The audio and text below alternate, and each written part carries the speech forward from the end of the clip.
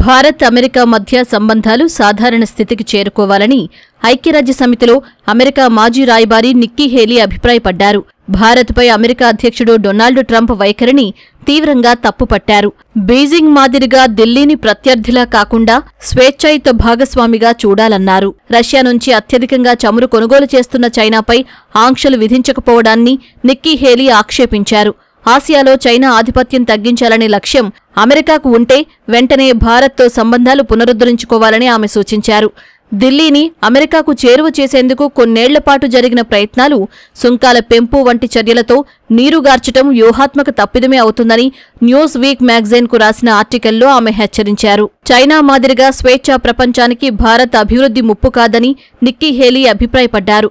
రక్షణ రంగానికి సంబంధించి ఇజ్రాయెల్ సహా అమెరికా మిత్రదేశాలతో ఢిల్లీ సైనిక సంబంధాలు పెంచుకుంటున్న విషయాన్ని ఆమె గుర్తు చేశారు. అమెరికా రక్షణ పరికరాలకు భారత్ కీలక మార్కెట్ మాత్రమే కాకుండా స్వేచ్ఛా ప్రపంచ భద్రతకు దన్నుగా నిలవనుందన్నారు. మధ్యప్రాచ్యంలో భారత్ ప్రాబల్యం పెరుగుతోందని అది ఆ ప్రాంత సుస్థిరతకు సహాయపడుతుందన్నారు. అప్పుడు ఆ ప్రాంతానికి అమెరికా తన సేనలను డాలర్లు పంపాల్సిన అవసరం కొంత తగ్గుతుందన్నారు. దీర్ఘకాలంలో ఢిల్లీ ప్రాముఖ్యత మరింత పెరుగుతుందని నిక్కీ హేలీ అభిప్రాయపడ్డారు.